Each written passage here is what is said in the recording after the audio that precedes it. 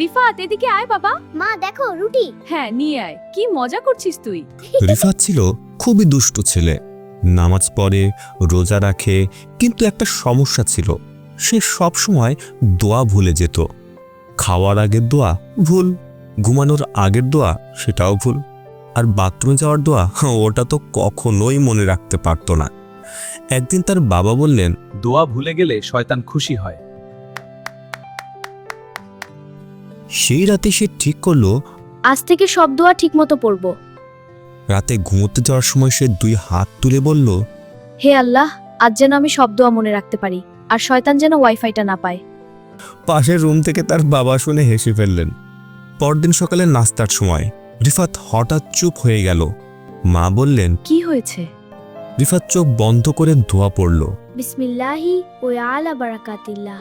তারপর চোখ খুলে বলল, এবার শয়তান শুধু দেখবে কিন্তু খেতে পারবে না।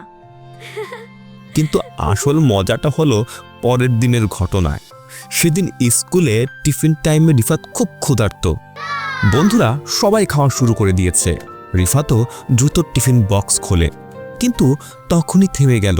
মনে মনে ভাবল, আরে খাবারের আগের দোয়া তো পড়িনি।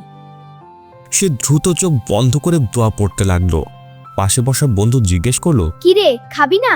ভিআইপি গেস্টকে তাড়িয়ে দিলাম, এখন খাবো। বন্ধুরা অবাক। কোন গেস্ট?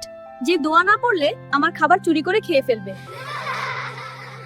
সন্ধ্যায় বাসায় ফিরে রিফাত গর্ব করে বলল, আব্বু, আজকে কিন্তু একবারও দোয়া ভুলিনি। তাহলে আজকে শয়তানের ইন্টারনেট বন্ধ ছিল বুঝি? না আব্বু, আজকে আমি পাসওয়ার্ড বদলে দিয়েছি। এমন আরো গল্প দেখতে চাইলে চ্যানেলটি সাবস্ক্রাইব অথবা ফলো করে রাখুন। আর হ্যাঁ, লাইক দিতে ভুলবেন না।